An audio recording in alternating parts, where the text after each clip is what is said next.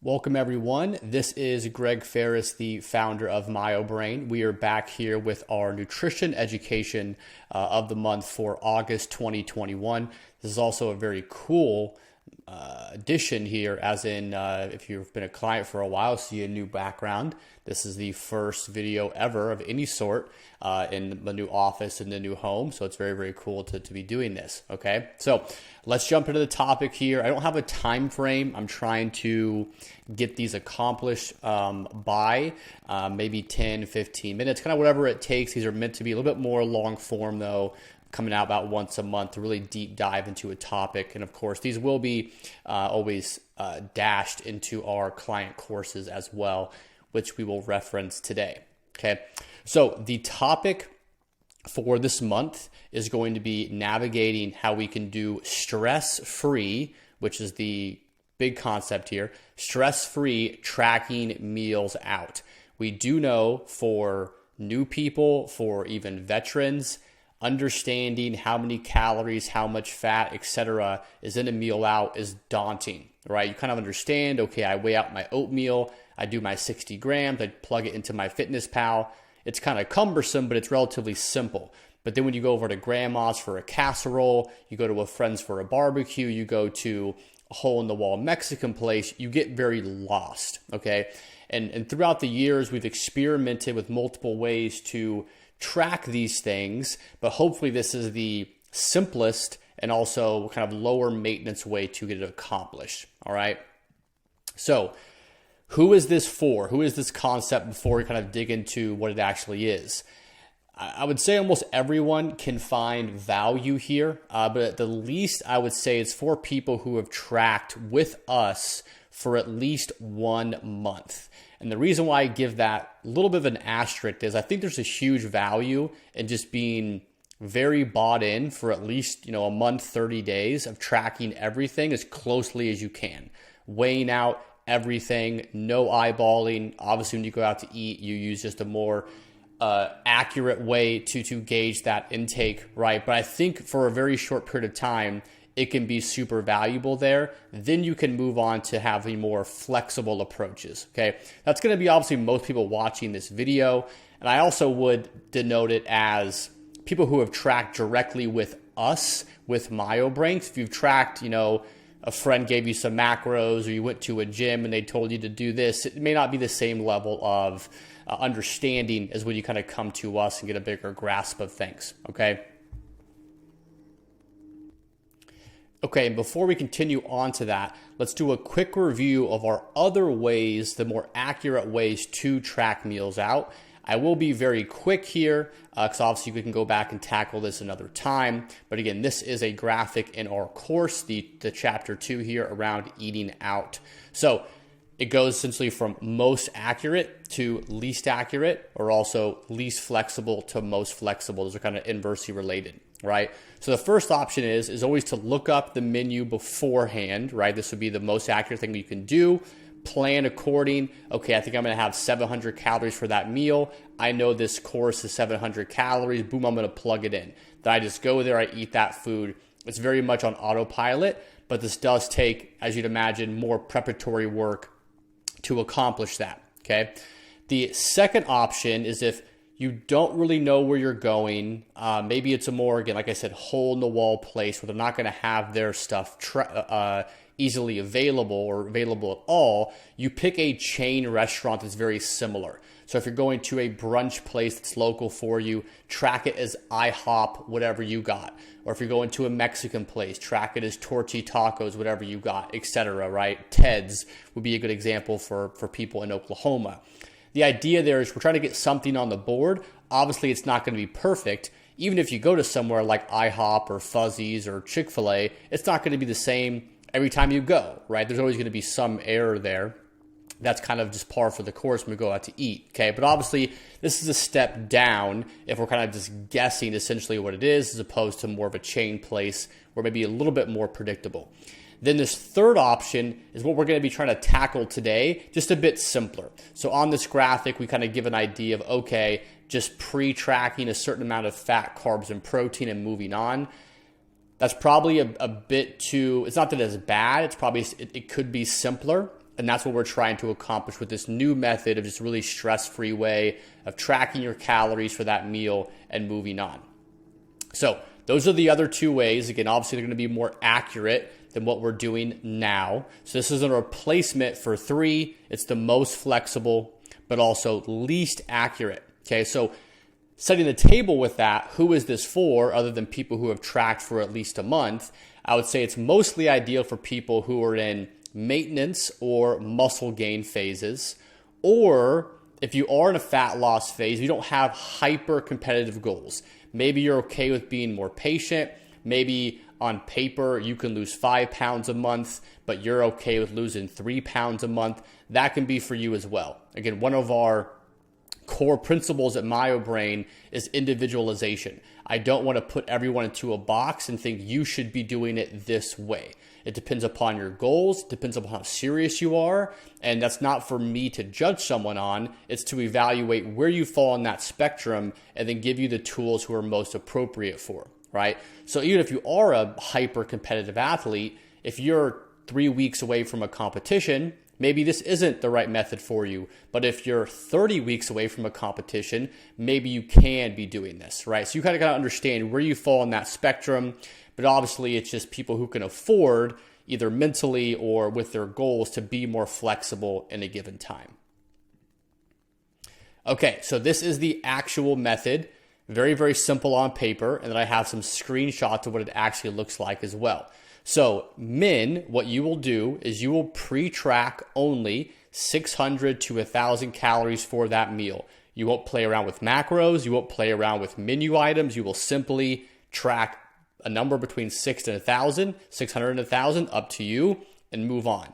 Women, pretty much the same, just a lower amount because you're probably going to be on lower calories. So 600 to 800 for that meal. Incredibly simple. That is all you're going to do. What we're going to go over is how we actually get this done. So these are screenshots from MyFitnessPal. This is pretty intuitive after you do it once. You probably could figure this out if you just told you to go do it, but this can be a good way to think about it. Okay, so this is slide 1 of what it looks like, just how you would track anything. You would just go to track food, right? These are the options that pop up for me, maybe a little bit different for you. What I did was select breakfast, all right? If I select breakfast, see the menu items come down here. I could track anything like normal. What you may not notice is this plus sign right up here. So that's what you'll click to do the quick add calorie method to track that number we just stated. Okay, so this is what you would see once you click this plus sign, add item. You see here, quick add. That's what we're going to be going with, is quick add. So the second page now. Again, step 3 here, this is the same exact thing as we saw last slide. Quick add, we click on that. See the quick add menu. All that really pops up here is calories. And then if you want to do premium, which I don't have, you can do the individual macros. There's probably are some other benefits of premium. I think I did it for a year or two and it had some cool things, but I just don't really think it's that valuable once you have a grasp of things. So you don't need it for this purpose. You would just track total calories anyway. So I went in the middle of the men's version of 600 to 1,000. I put in 800, and then you see here, this is what it does for breakfast. It just says quick add, and it's 800 there. Okay, so there's no food items, there's no anything else. It's allocated out 800. So for example, if I was going to brunch at a place called Wild Fork here in Tulsa, I can just plug that in for 800, go enjoy my brunch, and go on throughout my day. I would still track my normal lunch. I would still track my normal post-workout shake, whatever else I'm going to have. And to say if my calories, I'm making up this number, but we're 2,000, cool. I've allocated out 800 for breakfast. I'm now going to have, of course, now 1,200 the remainder of the day. So this one meal is flexible, but everything else should be relatively the same for me. So again, those are the steps here. Again, you'll have access to this presentation if you want to go back and look at this, but it's pretty simple. Select a meal, go to whatever meal you're wanting to track for. This plus sign is kind of hard to find, so that's probably the crux of this. Quick add. Once you're in quick add, click quick add, and then add the calories there. All right, so wrapping up here on the conclusion. What this is not, because I also want this to be very clear, this is not an excuse to have a cheat day or a cheat meal. You can see how this could be misconstrued of, oh, I'm just going to be a female, track 600 calories for this meal and go have eggs, bacon, 2 mimosas, and a dessert. And hey, I tracked it. I tracked my 600 calories, right? That's not the mindset we want people to be in, right? What it's really for is a mental release of stressing. Did this, omelet with potatoes have 600 calories or 750? That sort of mental stress is what this can really be valuable for. But still, if your goals are centered around fat loss, whether you put it in MyFitnessPal accurately or not, those calories count, right? So you want to always be cognizant of that. This is a mental release from tracking, not just, again, an excuse to eat whatever you want and feel okay about it, all right? And the reason why I say this is because still the average person, or even the way above average person, if you're signed up with MyoBrain at this point, does not comprehend, and even for me it's hard to comprehend, how many calories are in meals when you go and eat out. We posted the study roughly a year ago when it came out in our Facebook group and had a discussion about it, but you may be newish here. So in a 2020 study across 364 restaurants, so a huge scope of restaurants, the average calorie intake, so that means that half were more than this, right? The average calorie intake at those restaurants was 1,200. That is incredible, right? There's a few different ways you can look at this. You can look at, well, okay, the average person that signs up for MyoBrain is probably going to be not that indulgent, which I would agree with, right? But this also means, even if that number is, say, 800, which may be more accurate for people we work with, that still means there's a good chance, a 50% chance, your meal is more than, say, 800, right? So it's just really hard to comprehend. You go and have a couple of chips and queso, you just have 2 enchiladas, and you just have 1 mixed drink. How bad can that be? And I get it. It doesn't seem that bad on paper, but it really could be 1,400 calories. You're just like, holy crap, like how did I gain 2.5 pounds? It took me an entire week to get past this, right? And obviously, if you're watching this video, you have a one-on-one coach with us. There's a lot of context that goes into this. There's nothing wrong with like taking a vacation, eating whatever the hell you want for a week, right? More than likely, I've told you that. Your coach has told you that, right? So, but again, this is a good like starting place with these conversations, okay? But that is why we don't want you just to say, I'm going to track this for whatever the meals are and just go do whatever I want. There's still a good possibility you can really blow past, say, that 600 to 800 or 600 to 1,000. Okay, and we're concluding this with this third bullet here and also a quick story time. So this is unfortunate, but there really is no easy way to put this. Minimizing your meals away from home is going to be favorable for calorie control and then specifically anyone trying to lose body fat. That is just the simple way it works. The more control you have over that variable, the more confident we can be of what when we see your calorie intake at the end of the week, that's what it actually is, right? So we obviously have tons of resources, right? Can pull them up right here of what to eat at these certain places. On a road trip, what to eat. At a steakhouse, what you should eat. Ton of those resources for you, right? But if you come to MyoBrain and you say you eat out 7, 8, 9 times a week, one part of that is, okay, what can we select when we go out to eat? It is a little bit lower in calories than other items. But the second part of that is, how often are we really eating out, and can we minimize that? If we're eating out 9 times a week, can we cut that back to 4 or 5, right? Because again, even with using these resources here, there's still an estimate, right? You still don't really know what you're having. I always make the joke that the teenager at Chipotle doesn't care. He's just giving you rice. Maybe when you go and track it on MyFitnessPal, it says 170 calories of rice. But for all you know, that could be 270 calories of rice. So you do everything in your own power to track as accurately as possible, and it still may not be within even a couple of 100 calories, which can be a little bit frustrating. So that's why I'm not telling people not to eat out, right? We want people to have a balanced lifestyle, right? But all things being considered, just the more control you can have, the better, okay? And the story time I really have for this, which I think, can be of value. Had to take a pause in case there was awful audio. I think I made the worst possible time to make this video. So the quick story time here on probably for me around 2016, 2017, when I was finishing up grad school, doing my dietetic residency, still running MyoBrain, as you can imagine, very, very busy. I was probably eating out like around 10 to 12 times a week. Sometimes it would just be like a coffee and, a sandwich at Starbucks, whatever, but it still counts, right? Other times it would be Chipotle or more restaurants. And I thought this was okay for me because it was at a convenience. I'd be going to school for 3 or 4 hours a day, then I'd go train, then I'd come back and try to do MyoBrain, then I would eat, then it's 10:30 at night, like holy crap, gotta do this all over again, right? So I was very overwhelmed, and I just relied upon Chipotle and Starbucks and working at these places and going to a coffee shop and whatever. And once I finished school, I kind of still rolled into these habits, even though I now had more free time to just work from home, not have to travel as much, not have to be as prepared. I would still it'd be 5:30 and I had nothing to do, but I would just go to Freebirds for a burrito.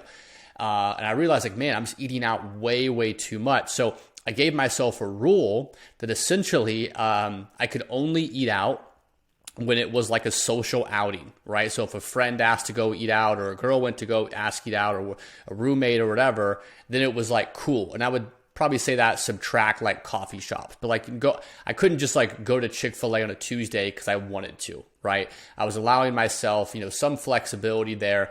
And usually kind of rolled in like around 2 to 4 meals out with that rule in place, right? And what I found out with that rule is it pretty much just eliminated eating out of convenience for me. Because what I was really doing, I was eating out because I didn't want to meal prep on Sunday. Or I was eating out because I was just kind of bored of what I was having for lunch. So I would go and have, something more extravagant. I'd go have a burger because, I wanted to.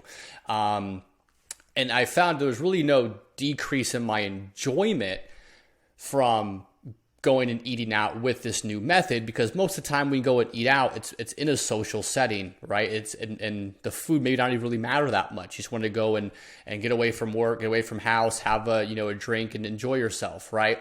So by eliminating all of essentially what I would say non-necessary eating out, I probably cut it in half. Didn't really feel restricted by any means. And my calorie control, my physique, and all those things got a lot better just from having a bigger grasp on that, right? So if you are someone that just struggles with a high eating out frequency and you listen to this presentation, you see that third bullet, like, damn, how do I cut that back? A good place, in my opinion, to start is just trying to identify when are you eating out because you think it's more convenient for you. And it's usually just a lack of preparation, if we're being honest. Like last evening, we ate out on a Tuesday. We were both off work at 6. We didn't really need to go and eat out, but like we moved into this house. We haven't really prepped food or gone grocery shopping. Maybe that's a valid excuse, maybe it's not, but we weren't prepared to have a good meal, so we had to go and eat out, right? So identify how much of that is a lack of preparation and then try to prepare better for it. And then for the meals that are more like, hey, this is my sister's birthday party, like that's the time where it's probably better for you to go splurge a little bit. And even for that, that can get, depending upon how social you are. I know some people where every other day it's something. It's it's an anniversary, it's a birthday, it's a football game, it's a basketball game, it's my friend's daughter's recital. That really can get carried away there. So you have to understand what's worth it and what's not. But probably a good place to start. So we're under 20 minutes. I'm going to listen to this back. Hopefully the audio is pretty good with some of the lawn stuff going outside. Bad timing on my part to shoot this video. But other than that, thank you for taking the time out to check this out. Hopefully it was very, very helpful with a big problem. Obviously, a lot of people are trying to navigate. And again, this is the way I really think can be helpful for people to track those meals out with a very, very low stress mindset. Okay, thank you.